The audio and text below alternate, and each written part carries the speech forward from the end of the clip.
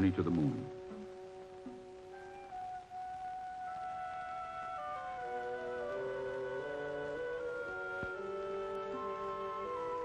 America's first man in space, Alan Shepard, rode the Mercury capsule. Lifted to 116 miles by the Redstone rocket's 78,000 pounds of thrust. 10 years later, the launch vehicle is Saturn V, with a thrust of 7.5 million pounds. On January 31st, 1971, the crew of Apollo 14 would leave Earth on their mission to the moon. The man who began our first decade of manned spaceflight would command the mission that would close that decade. Alan Shepard. With him, Stuart Roosa, who would orbit the moon alone while Shepard and Edgar Mitchell explored its surface. Their destination, a rugged area of lunar highlands called Fra Mauro. Apollo 13, aborted as it neared the moon, had been unable to land at this site. Now, we were trying again. But why Fra Mauro? What happened to the moon during its first billion years, a period erased on Earth? How do the Earth and moon differ in overall composition? By visiting Fra Mauro, we hope to sample the very bedrock of the moon, material very different from that so far collected, material perhaps dating back to the beginning of the solar system. How can you think of the soil being 4.5 billion years old when the igneous rocks which presumably underlie it are only 3.5 or 3.7 billion years old? This, I suppose, will be dramatically refuted or confirmed at the Apollo 14 mission when they actually visit Fra Mauro. Most of the activity is associated with one place on the moon, and we have tentatively located that place in or near the crater Fra Mauro.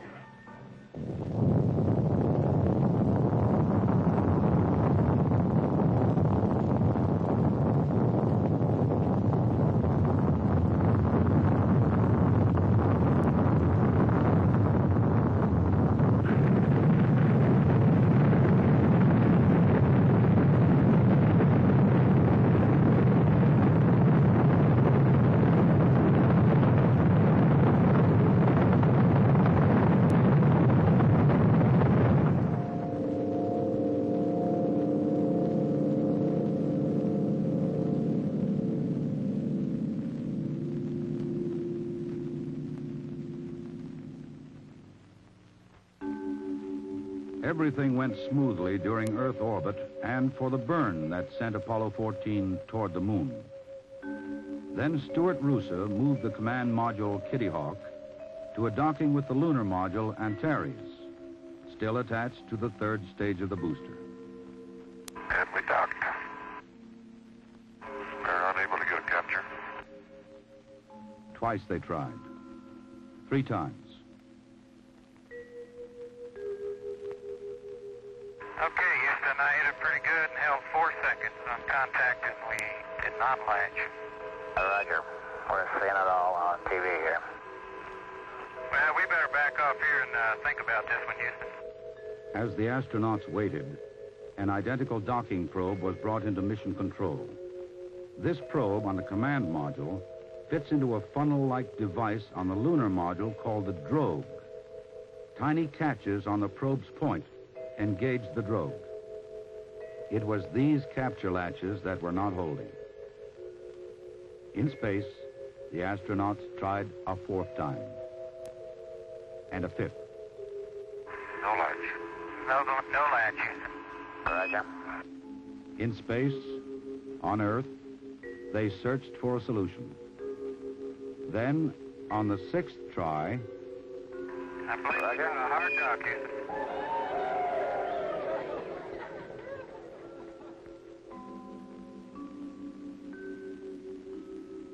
As they coasted to the moon, the crew brought the probe inside the spacecraft for examination. On Earth, the probe was tested and retested, for we had to be sure that the probe would work for the most critical docking, as Shepard and Mitchell returned from the lunar surface. On February 4th, Apollo 14 went into orbit around the moon. This is really a wild place up here. As Apollo 14 was on its first orbit, the third stage of the booster smashed into the moon at its planned target point. Its impact picked up by the seismometer left by Apollo 12. The structure of the moon's interior is one of the major mysteries of lunar science. Now another piece was added that could help solve the puzzle. Later that day, Shepard and Mitchell climbed into the lunar module Antares and undocked prior to descent. And we're free. Beautiful. Very good. But as they checked out the lunar module, a problem appeared. An erroneous abort was being signaled on board Antares and in mission control. Should this occur during the landing burn, Antares would abort automatically, and the landing would be off. The mission control team had 2 hours, the time of one lunar orbit, to find a solution. Flight controller Dick Thorson diagnosed the trouble as a loose particle in the abort button. The burden then came to rest on the shoulders of computer programmer Donald Iles. Working against time at MIT in Cambridge, Massachusetts, he reprogrammed the lunar module computer to ignore the false signal. This new program was then checked out in a simulator at Cape Kennedy. As Antares came into contact with Earth again, the instructions were sent up to the crew. Antares, Houston, the computer's yours. Thank you. You troops did a nice job down there. That was beautiful. Less than 10 miles above the lunar surface, Shepard and Mitchell swept across the landing site. And Antares, Houston, your go for tomorrow.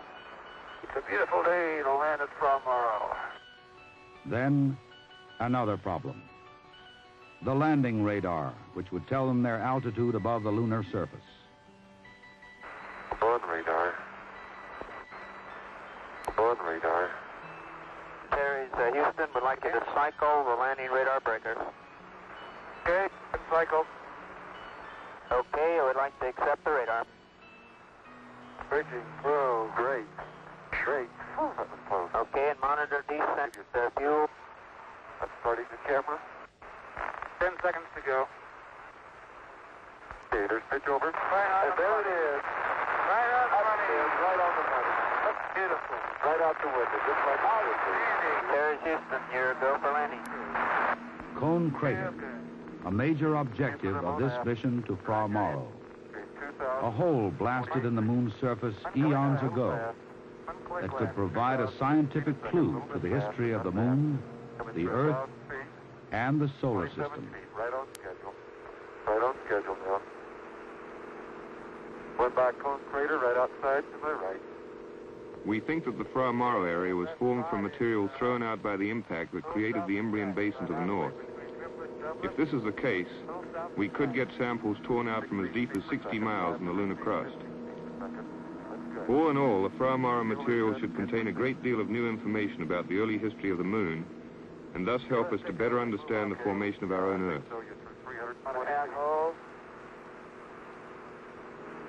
Okay. Okay, I'd give it a few clicks. You're through 200 feet. 5 feet per second. That looks good. No metal here. 9% fuel looks great. Okay, looks like you're going right over the middle of triplet. You're 170 feet out, 2 feet per second down, 8% fuel. You're looking good. Okay, you can move on forward. You're just barely crossing North Triplet. Barely crossing North Triplet. You can land over here. There's some dust, Al. You're on your own. It's Starting down. Starting down. okay. There's good dust. Crossing down. Looking great. 60 seconds. 40 feet. 3 feet per second. 30. 3 feet per second. Looking great. 20 feet. 10.